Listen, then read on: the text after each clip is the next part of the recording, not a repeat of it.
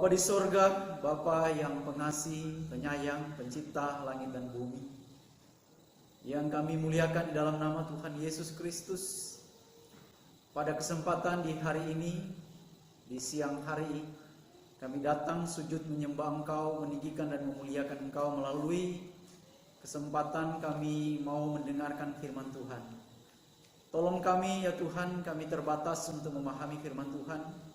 Kami rindu supaya kami diterangi dengan Roh yang kudus, menerangi kami semua supaya kami diberikan pengertian, pemahaman yang benar tentang kebenaran firman Tuhan, supaya benar-benar kebenaran firman Tuhan yang kami terima pada kesempatan di hari ini itu menjadi pedoman, penuntun buat kami, sekaligus juga teguran nasihat yang baik bagi kami semua, sehingga benar-benar apa yang kami dapat dan terima di hari ini itu menjadi bermanfaat, berguna, berfaedah dalam kehidupan kami hari ini, besok, bahkan sampai selama-lamanya.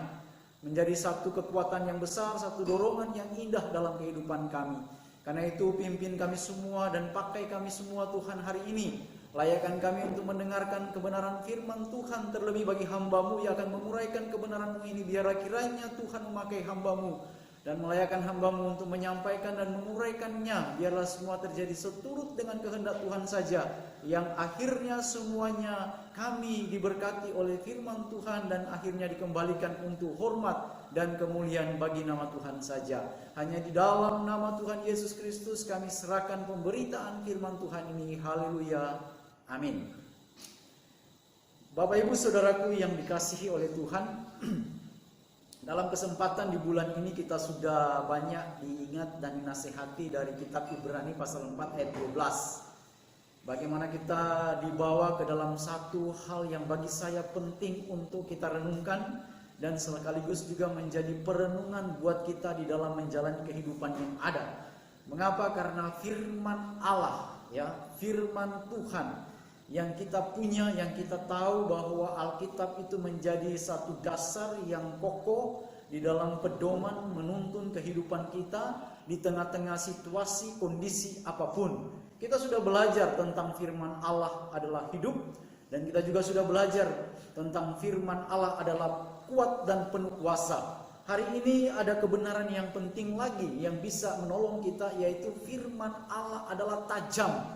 Bahkan di sini dikatakan kalau kita membaca firman Tuhan berkata di dalam ayat 12, sebab firman Allah hidup dan kuat dan lebih tajam daripada pedang bermata dua manapun. Wah, ini luar biasa saudara.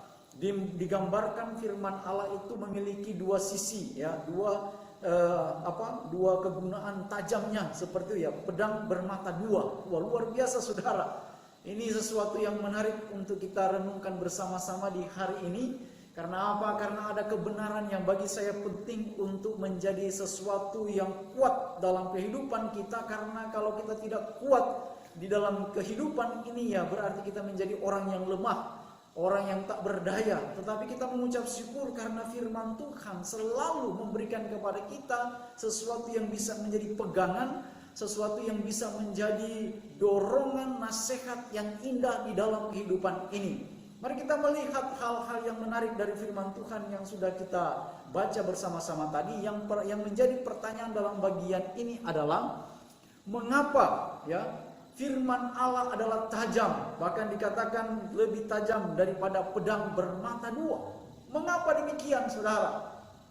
Karena di situ digambarkan pedang bermata dua. Kita melihat yang pertama di situ memberitahukan kepada kita karena firman Allah hidup dan penuh kuasa. Satu sisi kita bisa melihat bahwa firman Allah itu adalah kekuatan, ya. Firman Allah itu adalah sesuatu yang memberi nasihat yang indah dalam kehidupan kita.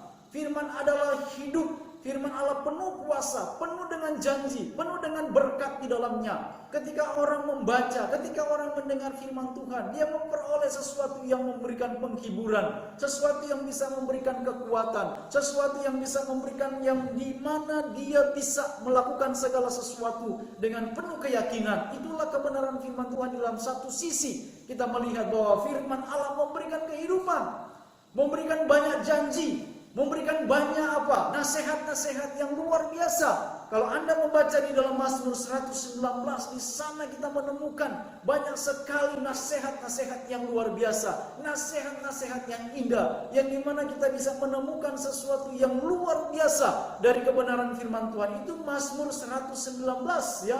Ada 156 ayat di sana disebutkan. Kita melihat bagaimana firman Tuhan di situ dikatakan luar biasa. Anda membaca di situ pasti Anda menemukan banyak hal di sana. Itulah yang luar biasa. Dan sekali lagi ketika Anda masuk dan membaca firman Tuhan berkaitan dengan Mazmur 23, wah, Anda pasti mendapatkan juga nasihat yang baik. Anda juga menemukan berkat-berkat yang luar biasa, janji-janji yang indah. Ini satu sisinya yang dikatakan karena firman Allah hidup dan penuh kuasa. Dan banyak orang ketika membaca firman Tuhan, mendengar firman Tuhan, mendengar khotbah, mendengar nasihat-nasihat firman Tuhan, orang mengalami hal-hal yang luar biasa, mengalami perubahan, mengalami perjumpaan dengan Tuhan, mengalami hal-hal yang luar biasa dalam kehidupan mereka. Seperti yang saya katakan, Paulus dulu sebelum dia menjadi rasul, kita tahu kehidupan dia seperti apa. Tetapi ketika dia mendapatkan firman Tuhan, apa yang terjadi? Hidupnya berubah, saudara. Sekalipun kehidupan dia penuh dengan penderitaan. Karena apa? Karena sejak dia bertobat, sejak dia mengenal Tuhan Yesus, sejak waktu itu, saudara, kita melihat kehidupan dia itu menjadi berat, susah sebenarnya. Karena apa?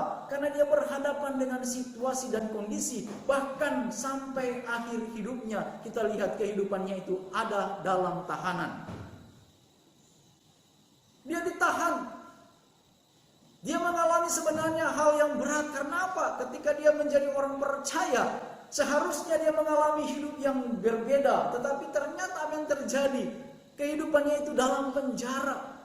Dia dipenjara, dipindahkan ke rumah tahanan sampai dia mengakhiri kehidupannya. Itu berat sebenarnya. Tetapi apa yang dia katakan? Bahwa dia menerima itu dengan penuh sukacita. Sekalipun dia dalam tahanan, tetapi dia mengalami hal yang hebat bersama dengan Tuhan. Itu satu sisi, saudara, dari firman Tuhan ini. Kita melihat dikatakan seperti pedang yang bermata dua. Ya, sisi yang pertama kita melihat memang firman Allah itu memberikan hidup, memberikan kuasa. Kalau kita mau lebih dalam lagi dengan firman Tuhan, saya percaya hidup firman itu. Karena firman Allah adalah hidup dan penuh dengan kuasa. Dan saya yakin dan percaya setiap anak-anak Tuhan, kalau mau serius, kalau mau betul-betul menekuni firman Tuhan, maka disitulah akan menemukan banyak sekali berkat-berkat Tuhan, janji Tuhan dan lain sebagainya. Dari kitab Kejadian sampai dengan kitab Wahyu, disitulah digambarkan seluruh keberadaan, bahkan segala yang belum pernah akan ada, itu pun sudah diungkapkan, dinubuatkan di dalam firman Tuhan.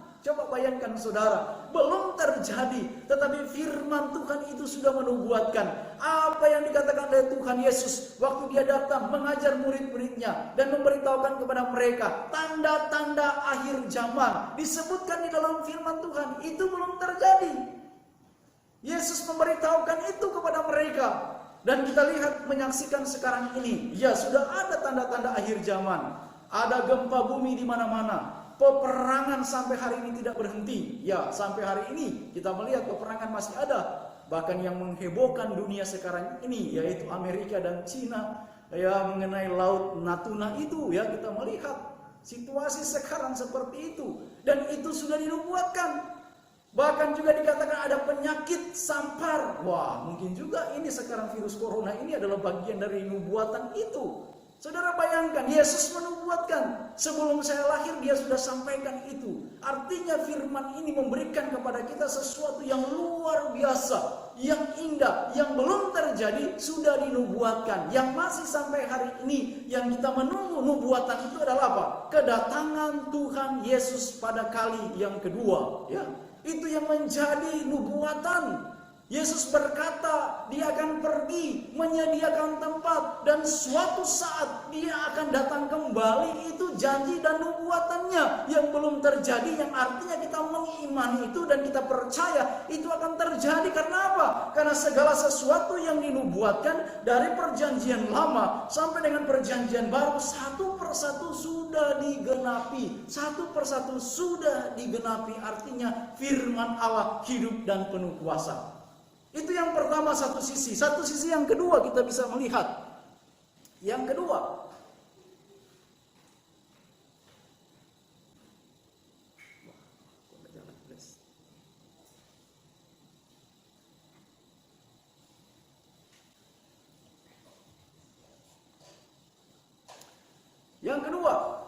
karena firman itu sanggup memisahkan yang baik dari yang jahat.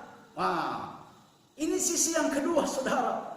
Firman Tuhan itu dikatakan pedang bermata dua. Wah, sisi yang pertama berbicara bagaimana luar biasa, hidup dan penuh kuasa. Tetapi yang kedua dikatakan adalah firman itu sanggup memisahkan yang baik dari yang jahat. Inilah hal yang menarik, saudara, yang perlu kita renungkan. Kalau kita membaca kebenaran firman Tuhan, wah, kita diingatkan selalu. Kita dibawa kepada sesuatu yang dulunya jahat, sekarang kepada hidup yang baik. Dulunya kita itu dikatakan orang yang penuh dengan kejahatan, tetapi sekarang dikatakan kita menjadi orang yang penuh dengan kebaikan. Itulah firman Tuhan mengingatkan kepada kita, membawa kepada kita supaya kita sadar bahwa dalam kehidupan kita ini dibawa kepada satu kehidupan yang sesuai dengan apa yang dikatakan oleh firman Tuhan. Maka daripada itu firman Tuhan berkata bahwa firman Tuhan bermanfaat, berguna untuk mengajar, bahkan menyatakan kesalahan dan membuat orang itu bisa sadar dan berubah. Sama seperti Petrus. Petrus seperti apa dia? Kita tahu Petrus seperti apa. Petrus waktu itu dikatakan orang, ya kita tahu keturunan Selot itu seperti apa. Kehidupannya itu keras, ya. Latar belakang mereka orang Selot itu wah suka berantem itu ya. Tetapi setelah dia berjumpa dengan Tuhan dan Tuhan mengubah dia dengan firman-Nya, apa yang terjadi? Wah, dia menjadi orang yang hebat dipakai oleh Tuhan. Itulah sebenarnya yang dikatakan pedang bermata dua. Satu sisi memberikan berkat, memberikan kehidupan, memberikan kekuatan dan kuasa. Tetapi di sisi yang lain dikatakan yaitu memisahkan yang baik dari yang jahat. Artinya sesuatu yang tidak baik dirubah. Karena apa? Karena firman Tuhan. Karena itu seharusnya kita sebagai orang percaya yang mengerti firman Tuhan, hari lepas hari kembali seperti yang dikatakan oleh firman Tuhan, menjadi semakin baik. Kehidupan kita itu harus semakin baik, bukan semakin jahat, ya. Kalau kehidupan dia semakin hari semakin jahat, wah, ini perlu tanda tanya ini, ya. Perlu tanda tanya. Kalau dia berkata dia orang Kristen, ya, orang percaya, tetapi kehidupannya dia itu semakin hari dia semakin jahat, wah, berarti bukan seperti yang dikatakan oleh firman Tuhan. Karena orang yang percaya, ya, melalui firman Tuhan dikatakan sanggup memisahkan yang baik dari yang jahat. Akhirnya kehidupan dia itu semakin hari semakin baik di hadapan Tuhan. Ia akan mengatakan, ya, memotong-motong seluruh kehidupan kita sehingga hidup kita akan menjadi bersih dan terbuka secara nyata di hadapan Allah. Wah, inilah menghantam, ya, memotong-motong seluruh kehidupan kita, membersihkan sehingga hidup kita itu akan menjadi bersih dan terbuka secara nyata di hadapan Allah. Ini firman Allah, saudara. Makanya dikatakan tajam, ya, seperti silet. Tajamnya itu luar biasa, memotong, saudara. Karena ketika dia dinasehati, ditegur dengan kebenaran firman Tuhan, harusnya mengucap syukur. Karena apa? Firman mengingatkan. Inilah tujuan firman Tuhan yang dikatakan pedang bermata dua. Satu sisi memberikan kehidupan, tetapi di sisi yang lainnya itu membersihkan, ya. Memotong-motong, artinya sesuatu yang tidak berkenan harus dikeluarkan. Itulah firman Tuhan. Selanjutnya, jadi orang yang cinta firman Allah pastinya akan rela untuk dibongkar oleh firman Allah, ya. Jadi kalau dia betul-betul mencintai firman Allah, artinya orang ini siap, ya, dibongkar oleh firman Allah. Segala hal yang berkaitan dengan hal-hal yang buruk, ya, yang tidak baik, yang jahat, firman Tuhan itu apa? Bagaikan pedang bermata dua. Dia akan apa? Membongkar semuanya itu, melepaskan semuanya, menyingkirkan. Dan itu pasti menyakitkan, tetapi ia mau kita murni, ya, bersih di hadapan Tuhan. Karena itu tujuannya kepada orang-orang yang percaya. Karena apa? Karena di surga itu tidak ada lagi kejahatan. Semua yang ada kebaikan yang sudah diwariskan melalui firman Tuhan. Banyak orang Kristen, ya, menjadi gagal dalam mengiring Tuhan. Di antaranya karena apa? Menganggap remeh firman Allah. Saudara, banyak orang gagal hidup ini. Karena menganggap firman Tuhan itu, ya mungkin mereka berpikir firman itu ya buku, aduh bacanya ya. Bagaimana pertanyaan muncul, susah, berat, sulit. Anggap enteng firman Tuhan itu. Jadi gagal. Dan ini menyeluruh sampai hari ini, saudara. Kekristenan kita itu, kalau kita melihat, coba kita renungkan secara pribadi saja. Kita tarik di dalam diri kita ini. Seberapa banyak kita mau belajar firman Tuhan? Seberapa banyak kita mau menyerap apa yang dikatakan dari firman itu? Seberapa banyak kita mau mengaplikasikan kebenaran firman Tuhan itu? Seberapa banyak anak-anak muda saat ini senang dan gemar membaca firman Tuhan? Seberapa banyak juga orang-orang dewasa yang gemar dan senang untuk membaca firman Tuhan? Saudara, kita bisa ukur itu. Kita bisa mengukur diri kita sendiri. Kita tidak usah ukur orang lain, tetapi diri kita sendiri. Seberapa banyak orang masih menganggap remeh akan firman Tuhan itu? Seberapa banyak orang yang tidak mau kembali melihat kebenaran itu? Dan inilah kesempatan hari ini. Firman Tuhan tajam bagaikan pedang bermata dua. Di situ dikatakan bagaikan dia mengiris, ya, membongkar, membersihkan segala sesuatu supaya kita kembali tidak menganggap remeh akan firman Tuhan. Karena orang-orang yang saat ini, coba kita perhatikan, dunia sekarang ini sebenarnya mau meninggalkan yang dikatakan buku kuno ini, ya, kitab suci ini. Tetapi saya mengucap syukur, ada banyak orang juga yang mau tekun, ya. Ada banyak orang juga yang mau istilahnya menganggap ini penting dalam kehidupannya. Sehingga menjadikan kebenaran firman Tuhan itu selalu ada. Itulah firman tajam bagaikan pedang bermata dua. Yang membongkar dia dan dia menjadi orang yang mencintai firman Tuhan. Jangan heran, walaupun seseorang sudah bertahun-tahun menjadi orang Kristen, ya, atau orang percaya, tetapi apabila dalam hidup kekristenannya tidak sungguh-sungguh dan menganggap remeh firman Allah, maka hidupnya dapat dipastikan tidak akan pernah berhasil, saudara. Ada banyak kesaksian, ada banyak pengalaman hidup, saudara. Ketika orang-orang tidak mau menganggap firman Tuhan itu lebih dari segala-galanya, ya, atau meremehkan firman Tuhan, pasti dalam hidupnya kita tahu apa yang terjadi dengan kehidupannya. Nah, firman Tuhan ini, saudara, penting buat kita. Firman Allah hidup, penuh kuasa, tetapi sekaligus juga tajam, ya, bagaikan pedang bermata dua untuk mengiris-iris, membersihkan supaya kita taat dan patuh kepada Tuhan, supaya kita punya kerinduan selalu untuk apa? Untuk mau dibentuk oleh kebenaran firman Tuhan. Itulah kerinduan Tuhan. Kalau Anda berkata Anda pengikut Kristus, Anda adalah orang percaya kepada Tuhan Yesus, Anda harus siap untuk dibongkar. Anda harus patuh dan tunduk dan taat kepada kehendak dan otoritas daripada firman Allah. Bukan karena kemampuan, bukan karena kekuatan, tetapi karena mau taat dan patuh kepada otoritas dari firman Tuhan itu sendiri. Apabila kita menganggap remeh firman Allah, itu berarti kita juga menganggap remeh Tuhan itu sendiri, ya. Karena apa? Karena firman Tuhan ini datangnya dari Tuhan. Tuhan yang berfirman.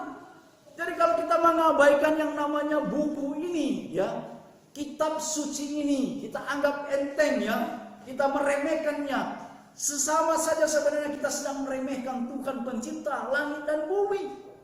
Sama saja kita sedang meremehkan yang namanya Tuhan yang memberikan kehidupan kepada Anda sekalian. Sama seperti kita meremehkan bahwa Tuhan yang saat ini memberkati Anda, memberikan nafas hidup kepada Anda, memberikan segala sesuatu yang Anda punya hari ini. Anda mungkin berkata, oh ini karena kekuatan saya. Ingat baik-baik, Tuhan yang memberikan anugerah kepada Anda. Tuhan yang memberikan kepada Anda kehidupan sampai hari ini.